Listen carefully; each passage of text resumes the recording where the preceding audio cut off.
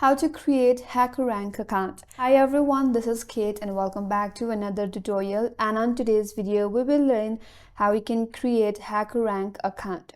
So without further delay, let's get started with this video. First of all, open up a browser and in the search bar type in Hackerrank. After that, head over to the first link from the search results, that is www.hackerrank.com. Click on it. That's gonna take you to its official web page. Now to create an account, navigate to top right corner or either on your interface there is a sign up button. But for now, click on sign up button at the top right corner. Here it says, how do you want to use Hackerrank? Here it says, I'm here to hire tech talents or I'm here to practice and prepare. So select one preferred answer and then click on create account. Now you'll be taken into sign up page. So in order to create an account, first of all, you have to enter your full name.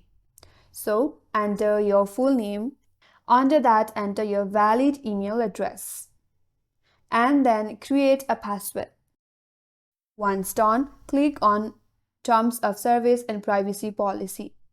Or you can also create your account using your LinkedIn, GitHub or Facebook as well. If you want to continue with that, you can go with one of that, and you can also create account using your Google as well.